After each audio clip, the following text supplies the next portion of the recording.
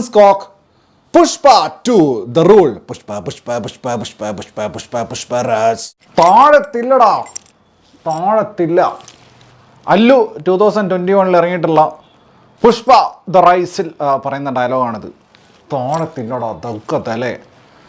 Pushpa 2 the rule ഇതിലേക്ക് വരുന്ന സമയത്ത് താഴത്തില്ല എന്ന് പറയുമെങ്കിലും പടം പൊങ്ങത്തില്ലടാ എന്ന് പറയുന്ന പോലെയാണ് ഉടനീളം ഫീൽ ചെയ്തിട്ടുള്ളത്. അതായത് സിനിമ വല്ലാതെ താഴുന്നില്ല, പക്ഷേ വല്ലാതെ പൊങ്ങുന്നില്ല. ഇതാ പൊങ്ങി എന്ന് വിചാരിക്കും, അപ്പോൾ പൊങ്ങത്തില്ലടാ എന്ന് പറയുന്ന പോലത്തുള്ള ചില പരിപാടികളാണ് സ്ക്രിപ്റ്റിൽ ഉടനീളം ഉള്ളത്.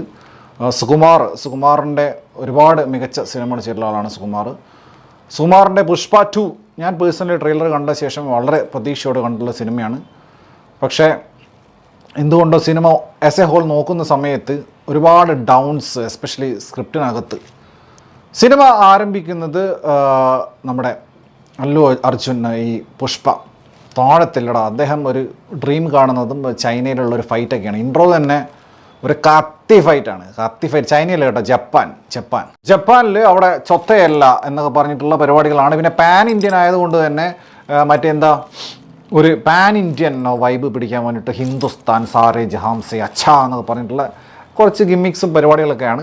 പിന്നെ അതിനുശേഷം അല്ലുവിൻ്റെ ഈ ഇതുണ്ടല്ലോ, ഇത് വെച്ച് നോർമൽ ഇൻട്രോ പുള്ളി ശ്രീവള്ളി പറഞ്ഞാൽ ഭൂലോക വള്ളിക്കെട്ടാണ് ഞാൻ പറയാം. അപ്പോൾ ശ്രീവള്ളിയായിട്ടുള്ള രാഷ്മിക മന്ദാനയുടെ ക്യാരക്ടറായിട്ടുള്ള ഒരു സിമ്പിൾ ഇൻട്രോ. പിന്നെ കടന്നു വരികയാണ് മറ്റാരുമല്ല, നമ്മുടെ Bhanwar Singh Shekhawat FaFa. To be frank, seriously Pushpa rise ഒന്നാമത്തെ പുഷ്പ കണ്ട സമയത്ത് ശരിക്കും ഞെട്ടിയതായിരുന്നു ഫഫയുടെ ക്യാരക്ടർ. കാരണം അദ്ദേഹത്തിൻ്റെ ആ ഒരു അപ്പിയറൻസ്, ആ ഒരു മേക്ക് ഓവർ, മൊട്ടയടിച്ചിട്ട് അദ്ദേഹം വന്നിട്ട്, അതായത് ആ സിനിമയുടെ അവസാനമാണ് പുള്ളി വരുന്നത്, അവസാനത്തെ ഭാഗത്താണ് വരുന്നത്. പക്ഷേ പുള്ളി കംപ്ലീറ്റ്ലി ആ സിനിമയുടെ ഡയമെൻഷനെ മാറ്റി സിനിമയെ വേറെ ലെവലിൽ എത്തിച്ചൊരു ക്യാരക്ടർ. അത് ഗംഭീരമായിട്ട് ഫഹദ് ചെയ്ത് ഡെലിവർ ചെയ്ത് ഞെട്ടിച്ച ഒരു കഥാപാത്രം. ഈ IPS ഓഫീസറും ഈ സിനിമയിലേക്ക് വരുന്ന സമയത്ത് കോമാളി, ബഫൂൺ, ലാഫിംഗ് സ്റ്റോക്ക്, ഒരു ഗുഡ് ഫോർ നത്തിങ്, അതായത് തനി കോമാളി. വില്ലനായിട്ടായി കഴിഞ്ഞാൽ, സഹനടനായിട്ടായി കഴിഞ്ഞാൽ ഇത്രയും ഒരു കോമാളിത്തരം ലെവലിലേക്ക് ഫഹദ് പോകുന്നു not even in my dreams ഞാൻ വിചാരിച്ചിട്ടില്ല. ശരിക്കും ആ കഥാപാത്രത്തെ കൊന്നുകളഞ്ഞു, ഒരു ക്യാരക്ടർ അസാസിനേഷൻ തന്നെ നടത്തി കളഞ്ഞു. ഇത് വേറെ ഏത് ബൻവർ സിംഗ്. കഴിഞ്ഞതിൽ ബൻവർ സിംഗ് എന്തായിരുന്നു ബൻവർ സിംഗ്? ആ ഫസ്റ്റിൽ നീലച്ചടയം വാങ്ങിച്ചിട്ട് അവിടുന്ന് സ്റ്റേഷനിൽ പാട്ടിലേത്ത പുഷ്പ എന്ന് ചോദിക്കുന്ന മുതൽ ബൻവർ സിംഗ് ജെട്ടിപ്പുറത്ത് നടന്നു വന്ന് പട്ടിയെ കൊല്ലുന്ന ആ ബൻവർ സിംഗ് അല്ലത്. ആ ബൻവർ സിംഗിനെ ഇല്ലാതാക്കി കളഞ്ഞു, ഇതിൽ കോമാലാക്കി കളഞ്ഞു. അത് ഫഹദ് ചെയ്ത് വെച്ചതെന്ന് വെച്ച് കഴിഞ്ഞാൽ അങ്ങനെയുള്ള ഒരു ആട്രിബ്യൂട്ട്സ് കൊടുത്തിട്ട് പിന്നെ ഫഹദ് അങ്ങനെയല്ലേ ചെയ്യാൻ പറ്റുള്ളൂ. പിന്നെ ഡബ്ബിങ് ഫഹദൊന്നും അല്ലാന്ന് തോന്നുന്നു. എന്തൊക്കെയോ കാണിച്ച് വെച്ചിട്ട് ഫഹദിൻ്റെ ക്യാരക്ടർ എന്ന് പറഞ്ഞു കഴിഞ്ഞാൽ അട്ടർ വേസ്റ്റ് കഥാപാത്രം. നായകൻ മൂത്രം ഒഴിച്ചിട്ട് അതിൽ സ്വിമ്മിംഗ് പൂളിൽ മൂത്രം ഒഴിച്ചിട്ട് അതിൽ കുളിക്കേണ്ട വന്ന ഒരു മൂത്രത്തിൽ കുളിക്കേണ്ടി വന്ന ഒരു അന്യഭാഷ നടൻ, അതും ഫഹദിൻ്റെ കാലിബറുള്ള ഇത്രയും പാൻ ഇന്ത്യൻ റീച്ചുള്ള ഇത്രയും മൈൽ സ്റ്റോൺ വർക്ക്സ് ചെയ്തിട്ടുള്ള ഒരു ആക്ടറിൻ്റെ ഗതികേടാണെന്ന് ആലോചിക്കണം. അത് എന്തിനാണ് അങ്ങനെ സുകുമാർ അങ്ങനെ ഫഹദിൻ്റെ ക്യാരക്ടറിനെ ഈ ബൻവർ സിംഗിനെ ഇല്ലാതാക്കി കളഞ്ഞു? അയ്യോ, ഇത് ശരിക്കും പുഷ്പയിലെ യഥാർത്ഥ പുഷ്പൻ എന്ന് പറയുന്നത് ഈ ബൻവർ സിംഗാണ്. പുഷ്പ 1 കണ്ട ബൻവർ സിംഗേ അല്ല. നിങ്ങൾ സിനിമ കണ്ടാൽ നിങ്ങൾക്ക് മനസ്സിലാവും എന്തൊക്കെയാണ് കാണിക്കുന്നത്. പുഷ്പൻ കളി ഇങ്ങനെ പൂവിരിയുന്നത് കാണിക്കുന്നത്. ഫഹദിൻ്റെ ഒരു എന്തൊക്കെ ആക്ഷൻ, അതായത് ബ്ലാക്ക് ഹ്യൂമറൊക്കെയാണ് ഉദ്ദേശിച്ചത്. പക്ഷേ എന്ത് കോമാളിത്തരം അറിയാം. ബാക്കി അദ്ദേഹത്തിൻ്റെ ക്യാരക്ടർ എന്ത് സംഭവിച്ചൊന്നും ഞാൻ പറയുന്നില്ല. അപ്പം അങ്ങനെ ഫഹദിൻ്റെ കാര്യം എനിക്ക് ഭയങ്കര ഡിസപ്പോയിൻറ്റിങ് ആയിരുന്നു. വേട്ടയ്യനിൽ പോലും ഇങ്ങനെ തോന്നിയിട്ടില്ല. ഇത് ഭയങ്കര ഡിസപ്പോയിൻറ്റിങ് ഫഹദിൻ്റെ ക്യാരക്ടറിനെ ഈ സിനിമയിൽ പോർട്രേ ചെയ്തിരിക്കുന്നത്. പിന്നെ അല്ലുവിൻ്റെ ഇൻട്രോ, ദ റിയൽ അല്ലു, തോണത്തില്ലടാ പുള്ളി ഒരു പോലീസ് സ്റ്റേഷനിൽ വരുന്ന ആ ഒരു ഇൻട്രോ, ഫസ്റ്റിലത്തെ ആ ഫൈറ്റ്, ഈ ജപ്പാൻ ഫൈറ്റ് കഴിഞ്ഞ ശേഷമുള്ള യഥാർത്ഥ ഇൻട്രോ എന്ന് പറയുന്നത് പക്ക ഒരു സാധനം. പുഷ്പ ആരാണെന്ന് കറക്റ്റ് ആ പോലീസ് സ്റ്റേഷൻ സീനിൽ, അത് കുറച്ച് ലെങ്തിയുള്ള സീനാണ്, ഗംഭീരമായിട്ട്. പിന്നെ അല്ലുവിൻ്റെ പെർഫോമൻസ് ഇങ്ങനെ കണ്ടുകൊണ്ടിരിക്കുക. എസ്പെഷ്യലി ഭയങ്കര റോ ആണല്ലോ അതിനകത്ത്, അത്ര റോ ആണ്. താടിയെ കഴിഞ്ഞാൽ ഒരു കുളിക്കാത്ത പോലെയല്ലേ കാണാൻ തന്നെ, അതായത് ഏകദേശം ഇതുപോലെ ഈ ലുക്ക് ഇങ്ങനെ തന്നെ. അപ്പോൾ ഇതിൽ പുള്ളി ഇങ്ങനെ വന്ന് ഇരിക്കണ സമയത്ത് എന്ത് റോ ആണെന്നറിയാം, ഭയങ്കര സെക്സി ആയിട്ടുള്ള ലുക്കാണ് പുള്ളി. പുഷ്പ കണ്ടവർക്കറിയാം. പിന്നെ അതിൻ്റെ കൂടെ ഹാൻഡ്സും കൂടെ വെക്കുന്ന സമയത്ത് കാണുമ്പോഴുള്ള സാറ്റിസ്ഫാക്ഷൻ, അതായത് ഹാൻഡ്സും വെച്ചിട്ട് പുള്ളി നല്ലൊരു ഇരുത്താം, താഴത്തില്ലടോ പുള്ളി ഇരുന്നാൽ ഇരുത്താം, ഒരു ലെവലാണ് പുള്ളി നമ്മുടെ പുഷ്പ.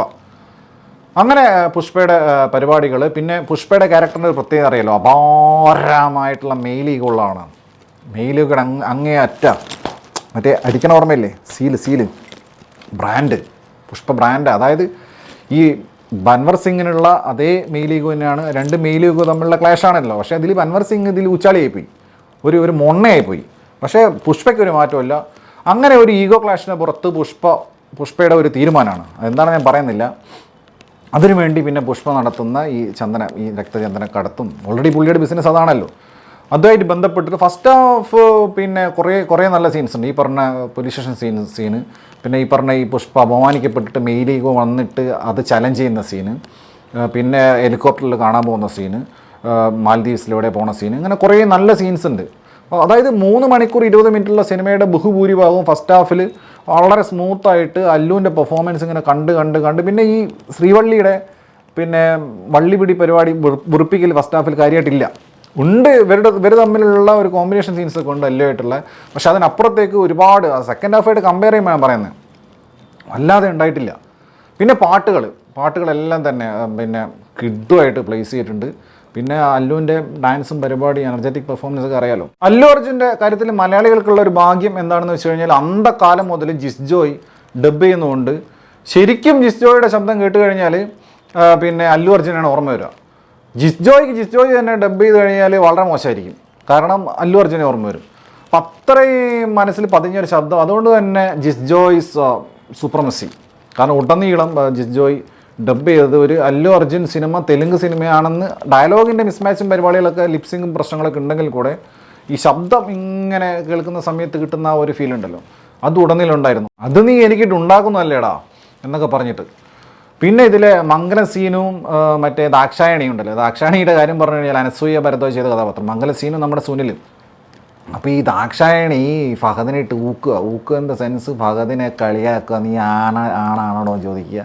ഇത് മൊത്തം ഒരു ആണത്വത്തിൻ്റെ സിനിമയാണല്ലോ. അപ്പം ആണാണെങ്കിൽ ഞാനത് ചെയ്യുമേടോ എന്നൊക്കെ പറയുന്ന സാധനം ഇവർ അങ്ങോട്ടും ഇങ്ങോട്ടും സ്ഥിരം അടിക്കുന്നത്. പക്ഷേ ഈ ദാക്ഷായണിയുടെ പരിപാടി എന്താ വെച്ച് കഴിഞ്ഞാൽ ഫഹദിനെ കളിയാക്കുക, ആണല്ല നീ ആണാണോ എന്നൊക്കെ ചോദിച്ചിട്ട് ഫഹദ് കിടന്നിട്ട് ഇങ്ങനെ വിരകുക. ഇതിൻ്റെ ഇടയ്ക്ക് ഈ ദാക്ഷായണിയുടെയൊക്കെ ഊക്കും കേട്ടിട്ട് അങ്ങനെ ഒരു വല്ലാത്തൊരു അവസ്ഥയും ഇപ്പോൾ ഫഹദിൻ്റെ ക്യാരക്ടറിന് ഇതിനകത്ത്. സെക്കൻഡ് ഹാഫിലേക്ക് വരുന്ന സമയത്ത് ഈ കടത്തും പരിപാടിയും അതിൻ്റെ ബ്രില്യൻസ് ഒക്കെയാണ്. വലിയ ബ്രില്യൻസ് ഒന്നുമില്ല, ഇങ്ങനെ നമ്മൾ കണ്ടിട്ടുള്ള സ്ഥിരം സാധനങ്ങളൊക്കെ തന്നെ അങ്ങോട്ടും ഇങ്ങോട്ടും തിരിച്ചും മറിച്ചും കാണിക്കുക. പുഷ്പ 1 കാണിച്ചിട്ടുള്ള പോലത്തെ അതേ സീൻസ് തന്നെ, അങ്ങനെയുള്ള പരിപാടിയാണ്. ഈ കടത്തുകാർ എന്ന് പറയുമ്പോൾ ആഷ്മി ഓർമ്മ വരും. അങ്ങനെ പിന്നെ അതിനിടയ്ക്ക് ഈ ബൻവർ സിംഗും പുഷ്പയും കൂടെ ഇങ്ങനെ മോണാക്ട് ഉണ്ട്. അവിടെ നിന്നൊരു മോണാക്ട്, ഇവിടെ നിന്നൊരു മോണാക്ട്. അവിടെയാണ് ഫഹദ് ഇങ്ങനെ പുഷ്പിക്കുന്നത് കാണിക്കുന്നത്. ആ മോണാക്ടും പരിപാടിയൊക്കെ കുറേ സമയം. അതായത് സെക്കൻഡ് ഹാഫ് വന്ന സമയത്ത് പിന്നെ കൂടുതൽ ഈ ഫാമിലി ഇമോഷൻസ്, അഡ്രസ്സ് പറയടാ മോനെ, മറ്റേ ഇയാൾക്ക് അഡ്രസ്സില്ലല്ലോ അല്ലു അർജുൻ, അജയ് ആണല്ലോ ചേട്ടൻ. അപ്പോൾ അജയ് എപ്പോഴും ഇങ്ങനെ കളിയാക്കി ഇങ്ങനെ റെഡിക്കുൾ ചെയ്തുകൊണ്ടിരിക്കുമല്ലോ. അപ്പോൾ അതിൻ്റെ ഭാഗമായിട്ടുള്ള പിന്നെ അഡ്രസ്സില്ലാത്ത പ്രശ്നം.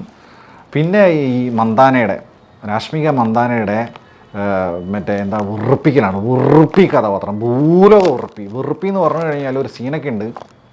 മറ്റേ കാളിയാട്ടം ഉണ്ടല്ലോ, മറ്റേ ഈ സാധനം, ഈ കാളിയാട്ടത്തിൻ്റെ ഇടയ്ക്ക് പിന്നെ കാളിയാട്ടത്തിന് ശേഷം ഒരു സീനുണ്ട്, അതിൽ നിന്നങ്ങ് പെർഫോം ചെയ്യുക. വെറുപ്പിക്കലെന്ന് പറഞ്ഞു കഴിഞ്ഞാൽ പിന്നെ എൻ്റെ ഭർത്താവിൻ്റെ കണ്ണൊന്ന് ചുവന്നു കഴിഞ്ഞാൽ ചിറ്റൂർ ജില്ല മുഴുവൻ കിടുകിട വിറയ്ക്കുമിടാന്നൊക്കെ പറഞ്ഞിട്ട് ഇവർ അങ്ങ് പെർഫോം ചെയ്യുക, ചീതിച്ചിട്ട് പറഞ്ഞാൽ തിയേറ്ററിനകത്ത്. അതാണ് സെക്കൻഡ് ഹാഫ് ഫുള്ള് കയ്യിൽ നിന്ന് പോയി ഇങ്ങനത്തെ ഓരോ സീൻസ് കാരണം. ഈ ഡ്രാമ, സീരിയൽ ലെവൽ ഡ്രാമ, മനസ്സിലായില്ല? അങ്ങനത്തെ ഫാമിലി ഇമോഷൻസ്, ഈ അഡ്രസ്സ് ഇല്ലാത്ത പ്രശ്നം, അതിൻ്റെ കരച്ചിൽ പിടിച്ചിൽ. ക്ലൈമാക്സിലൊക്കെ അല്ലു അർജുനൊക്കെ അങ്ങ് പുഷ്പയൊക്കെ കിടന്നങ്ങ് കരയുക. അയ്യോ എന്തൊരു കരച്ചിലാണ്, കരയുമ്പോൾ ആൾക്കാർ ചിരിക്കുക. അപ്പോൾ അതാണല്ലോ അതിൻ്റെ ഒരു രസം എന്ന് പറയുന്നത്. അങ്ങനെയുള്ള പരിപാടികൾ. പിന്നെ ശ്രീവള്ളിക്ക് ഗർഭം, പിന്നെ ജീരക സോഡ കുടിക്കുന്നു, പിന്നെ പെൺകുഞ്ഞ് ആൺകുഞ്ഞ് വേണ്ടെന്ന് പറഞ്ഞ് ഇയാൾ കരയുന്നു. ഇങ്ങനെ മൊത്തത്തിൽ ഈ സീൻസൊക്കെ വരുന്ന സമയത്ത് ഒരുമാതിരി സീരിയൽ കാണുന്ന പോലെ ആയിപ്പോയി. അത് പുഷ്പ എന്നോടോ പുഷ്പ എന്ന് പറഞ്ഞിട്ട് വന്നിട്ട് ഫസ്റ്റ് ഹാഫിലുള്ള പരിപാടിയല്ല. അപ്പോൾ ഇങ്ങനെയുള്ള കുറേ സംഭവങ്ങൾ വെച്ചിട്ട് സെക്കൻഡ് ഹാഫ് വളരെ ഡൗൺ ആയിപ്പോയി. എസ്പെഷ്യലി ക്ലൈമാക്സ് ഒക്കെ ഭയങ്കര മീഡിയോക്കർ ക്ലൈമാക്സ്, സ്ഥിരം കാണിക്കുന്ന സാധനങ്ങൾ തന്നെ. പക്ഷേ എന്നാലും അതിൽ എന്തെങ്കിലും ഹൈ വേണ്ടേ? ഒരു ഹൈയില്ലെന്ന് മാത്രമല്ല, ഇവർ കാണിക്കുന്ന പരിപാടികൾ കാണുന്ന സമയത്ത് പിന്നെ ചിരിയെ വരുന്നു. പിന്നെ ഈ വേഷത്തിൽ അല്ലു വരുന്ന, പുഷ്പ വരുന്ന ആ ഒരു പോർഷനിൽ ഗംഭീര പെർഫോമൻസ് ആയിരുന്നു അല്ലു. ഗംഭീര പെർഫോമൻസ് ഇൻ ദ സെൻസ് മറ്റേ വാനപ്രസ്ഥത്തിൽ ലാലേട്ടൻ ചെയ്ത പോലെ നല്ല ഉദ്ദേശിക്കുന്നത്. എനർജി ലെവൽ ഭയങ്കര, അല്ലുവിൻ്റെ എനർജി അറിയാമല്ലോ. ഡാൻസ് ആയി കഴിഞ്ഞാലും ആ ഒരു മറ്റേ ഈ ഒരു ക്വാളി ഡാൻസും പിന്നെ അതോടൊപ്പം അതിനുശേഷമുള്ള ഫൈറ്റ് എന്ന് പറഞ്ഞു കഴിഞ്ഞാൽ കിഡുമായിട്ട് എടുത്തിരിക്കുന്നത് phantom flex, ramping, slow motion പരിപാടികളൊക്കെയാണ്. അത് ഗംഭീരമായിട്ട് എടുത്തിട്ടുണ്ട്. പിന്നെ DSP ദേവിശ്രീ പ്രസാദ് മറ്റേ കങ്കുവയിൽ ആൾക്കാർ ചെവി ഡയഫ്ര അടിച്ച് പോയിട്ടുണ്ടല്ലോ, ഇതതില്ല. പിന്നെ ഇതിൽ MR രാജാകൃഷ്ണനും റസൂൽ പൂക്കുട്ടിയൊക്കെ വർക്ക് ചെയ്തിരിക്കുന്നു. അപ്പോൾ അതിൻ്റെ ഒരു ക്വാളിറ്റി എന്തായാലും ഉണ്ട്. ഒരു തരത്തിലുള്ള അനോയൻസും ഇല്ല, അതായത് ചെവിക്ക് പ്രശ്നമില്ല. ഇതിൽ DSP തന്നെയാണ് ചെയ്തിരിക്കുന്നത്, കങ്കുവ ചെയ്ത അതേ DSP, പക്ഷേ പ്രശ്നമില്ല. അപ്പം ഇത് ടെക്നീഷ്യൻസിൻ്റെ ഡിഫറൻസ് മനസ്സിലായില്ലേ? റസൂൽ പൂക്കുട്ടി തന്നെ പറഞ്ഞിട്ടുണ്ട് കഴിഞ്ഞ ഒരു ഇൻ്റർവ്യൂവിൽ, ഈ ആളുകളെ ബുദ്ധിമുട്ടിക്കരുത് ശബ്ദം കൊണ്ട്. ഒന്നല്ലോ ഫീലിങ്സ് പോലെ തന്നെ കിസ്ക് സോങ്ങും നല്ല കിടുമായിരുന്നു, കാണാനും ഭയങ്കര അടിപൊളിയായിരുന്നു. തിയേറ്ററിൽ ഒരു ഓളം ഉണ്ടാക്കുന്ന പരിപാടിയായിരുന്നു. പിന്നെ ശ്രീലീലയുടെയൊക്കെ പെർഫോമൻസ് ലെവലും അവരുടെ പിന്നെ ആ ഒരു സ്ക്രീൻ പ്രസൻസും ഗ്ലാമറും പരിപാടിയൊക്കെ അറിയാമല്ലോ. പിന്നെ അല്ലു ഭയങ്കര എക്സെൻട്രിക് ആണല്ലോ, അദ്ദേഹത്തിൻ്റെ ക്യാരക്ടർ എന്ന് പറയുന്നത് തന്നെ, പുഷ്പ എന്ന് പറയുന്നത്. അത് അവസാനം ആകുമ്പോഴേക്കും അതിൻ്റെ ഒരു പീക്കിലേക്ക് വരുന്നുണ്ട്. റപ്പ കാട്ടിക്കൊല്ലും ഞാൻ, റപ്പ കാട്ടിക്കൊല്ലും ഞാൻ, ഹോഷ് ഹോഷ് ഹോഷ് ഹോഷ്. എസ് എ ഹോൾ പുഷ്പയെക്കുറിച്ച് പറയുകയാണെങ്കിൽ, പുഷ്പ 2 കുറിച്ച് പറയുകയാണെങ്കിൽ, അവിടെ ഇവിടെയും കുറേ നല്ല സീൻസുള്ള, നന്നായിട്ട് മേക്ക് ചെയ്തിട്ടുള്ള സീൻസുള്ള, ഇതിലൊരു കടലിലെ സീനൊക്കെ ഉണ്ട്, ബോട്ടൊക്കെ പോകുന്നത്, അങ്ങനെ കുറേ സീൻസുള്ള, അല്ലു അർജുൻ്റെ ഗംഭീര പെർഫോമൻസ് ഉള്ള, ഇങ്ങനെ അല്ലു അർജുനെ കണ്ടുകൊണ്ടിരിക്കാൻ തോന്നുന്ന ഒരു സിനിമ. പക്ഷേ ഓവറോൾ നോക്കുന്ന സമയത്ത് സിനിമ ഈ പൊങ്ങത്തില്ലടാ എന്ന് ഞാൻ പറഞ്ഞില്ലേ, പൊങ്ങും എന്ന് വിചാരിക്കും, പക്ഷേ പൊങ്ങത്തില്ലടാ. പുഷ്പ അവസാനിക്കുന്നില്ല, സിനിമയെ അവസാനിക്കുന്നില്ല, തലമുറ അവസാനിക്കുന്നില്ല. മുള്ളേരിക്കുഞ്ഞ്, വേലായുധൻ രാജൻ ഒക്കെ വരാനുണ്ട്. പുഷ്പ 3 ഓൾറെഡി ഈ സിനിമയിൽ അനൗൺസ് ചെയ്തതായിട്ട് കാണിക്കുന്നുണ്ട്, വരുന്നതായിട്ട് കാണിക്കുന്നുണ്ട്. അപ്പം അങ്ങനെയൊക്കെയാണ്. പുഷ്പ 3 വന്നാലും തീർച്ചയായിട്ടും കാണും. കാരണം അല്ലുവിൻ്റെ ഈ പുഷ്പയുടെ ഈ ഒരു സാധനമില്ല, എങ്ങനെ ഇതൊക്കെ അതിങ്ങനെ കണ്ടോണ്ട് ഹാൻഡ്സും വെച്ചിട്ട് ഇങ്ങനെ മൂഡ് സാധനമാണ്. അല്ലുവിനെ കാണാൻ വേണ്ടിയിട്ട് എത്ര പുഷ്പ, ഇനിയിപ്പം 10 പുഷ്പ ഇറങ്ങി കഴിഞ്ഞാലും I will watch it on the very first day first show.